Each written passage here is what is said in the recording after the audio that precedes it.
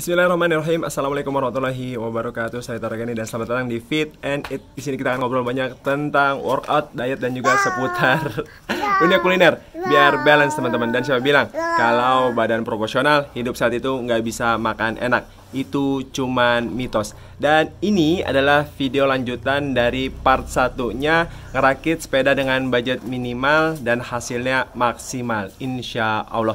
Jadi buat teman-teman yang belum lihat part satunya, nanti linknya kita taruh di deskripsi.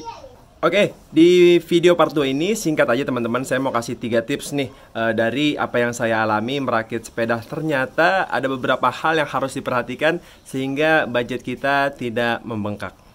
Yang pertama, repaint sepeda sendiri. Ini memang sedikit repot, tapi budgetnya bisa di-push banget teman-teman. Nggak sesusah itu sih nge-repaint frame set ya. Saya pikir juga PR banget gitu, ngilangin karat, terus epoksi sendiri, ngecat dan lain-lain. Enggak, intinya cuma satu, sabar sama tahu ilmu gimana cara ngecat si sepedanya. Nah, di sini saya melakukan sedikit kesalahan teman-teman. Jadi frame set saya itu kromoli dan warnanya sedikit krom yang sudah mulai pudar. Dan ternyata frame set sejenis ini harus dilapisi cat khusus sebelum kita masuk ke epoksi dan juga ke cat utama supaya warnanya nggak mudah ngelotok. Ini maaf ya, ada Gibran di sini. Nah, jadi pertama saya udah semangat nih, saya udah amplas halus, amplas kasar, amplas halus, terus juga saya epoksi. Dan ternyata begitu kena sentuh sedikit catnya ngelotok.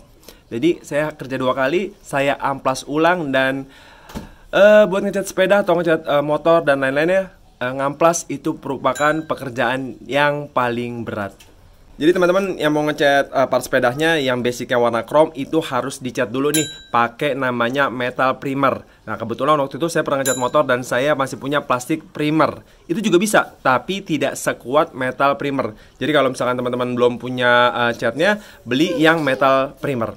Ya udahlah ya, kalau saya hitung-hitung buat nge-repaint itu saya habis sekitar 130 ribuan karena saya beli cat di ton premiumnya nggak di online. Saya beli di bengkel motor, harganya selisih 7 ribu, saya beli 3 kaleng jadi ya selisih 21 ribuan. Ya oke lah, sama ongkos kirim kalau misalkan beli di online ya sama juga sih jatuh-jatuhnya. Jadi saya ngecat itu habis kurang lebih 140 sampai 150 ribuan termasuk amplas, termasuk cat metal primernya dan lain, pokoknya sekitar habis segitu deh.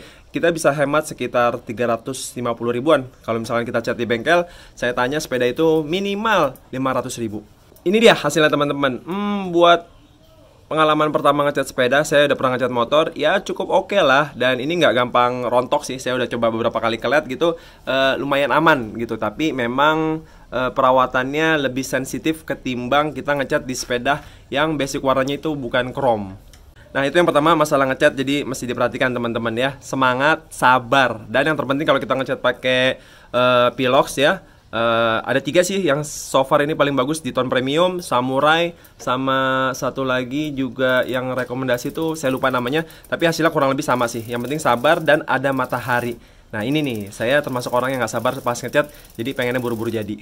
Oke, hal kedua yang di luar prediksi saya teman-teman, karena semua part sepedanya saya belanja online, ternyata ongkos kirimnya ini juga jadi bengkak gitu. Saya hitung-hitung ongkos kirim saya total bisa sampai 250 bahkan sampai 300 ribuan.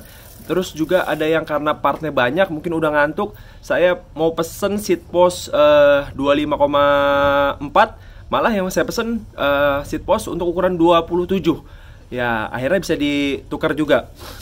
Terus juga saya pesen crankset size 48T, yang datang 44T. Padahal sellernya itu udah bagus banget. Saya tanya ke sellernya, katanya lupa ganti foto. Cuman akhirnya bisa diretur barangnya gitu, karena crank 44T buat saya nggak cocok banget sih. Kenapa nggak pesen di satu toko? Karena udah saya ubek-ubek tuh, satu Bukalapak, nggak ada toko yang bener-bener full membutuhi kebutuhan sepeda saya. Saya udah dapet nih misalkan grup set OXO dari shifter, grup set sama sprocket. Begitu deal, uang saya transfer, ternyata si sellernya ngabarin bahwa ada satu part yang nggak ada. Ya udah mau nggak mau saya cari di seller lain. Jadinya ini juga harus diperhatikan nih teman-teman. Kalau misalkan ada bengkel sepeda yang dekat dari rumah, itu juga harus dimanfaatkan untuk menghemat ongkos kirim kita. Oke, segitu dulu part 2-nya singkat. Tadi frame setnya juga udah jadi silver gitu. Dan part-part yang saya pesan di online juga udah mulai berdatangan. Hari ini insya Allah saya akan mulai ngerakit sepeda saya. Nanti part 3-nya menyusul. Semoga videonya bermanfaat. Kalau misalkan ada pertanyaan langsung aja tulis di komen. Insya Allah nanti akan kita balas. Atau bisa juga di Instagram pribadi saya di @toragani08. Kita ketemu lagi di video yang lainnya. Barakallahu fikum. Wassalamualaikum warahmatullahi wabarakatuh.